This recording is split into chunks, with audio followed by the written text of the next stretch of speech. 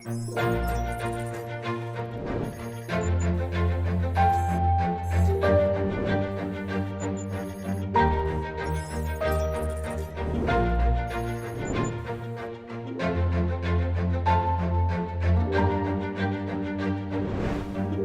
хэрэг зөрчлөөс урьдчилан сэргийлэх, илрүүлэх хамгийн зөв шийдэл бол камержуулалтын ажил юм а. Шингэлтэй дүүрэг 2022 оноос эхлэн иргэдийн аюулгүй амьдрах нөхцөлийг бүрдүүлэх үүднээс цагдаагийн боловсролтой хамтран ногоон бүсцийг хэрэгжүүлж эхэлсэн. Шингэлтэй дүүргийн 24 хороонд 572 зэгт 2633 камерыг бүрэн суурилуулж чадлаа.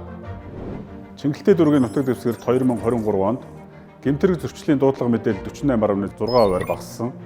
Гудамж талбайд үйлдвэрлэсэн гэмтэргийн тоо 37.1%-аар буурч, гэмтэргийн илрүүлэлт 41.9%-аар өссөн. Шингэлтэй дүүрэг бусад 5 дүүрэгтэй харьцуулахад гэмтэргийн гаралтаар хамгийн бага түвшинд байна. Мөн түнчлэн оршин суугаа газараас алга болсон хүүхдийг 29.2%-ийг камерын хяналтаар илрүүлсэн дэвшилт гарлаа.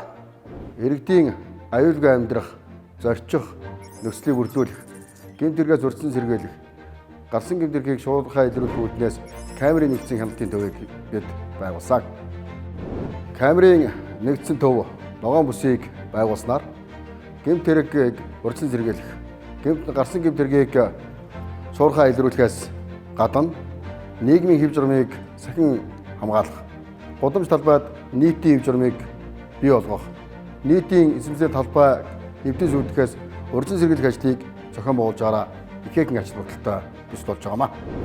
Цаашид бид камерын хүчин чадлыг нэмэгдүүлж, технологийн шин шийдэлд тулгуурласан хиймэл оюун ухааныг ашигласан камерын шин төвийн дэд үтцийг байгуулж ажиллах болно. Амар тайван, аюулгүй ногоон бүсийг улс орон даяар бий болгож, ард иргэдийн гэмт хэрэг төртгөөс урьдчилан сэргийлэхэд бид хичээн ажиллах болно. Амар амгалан амьдралын төлөө хамтдаа.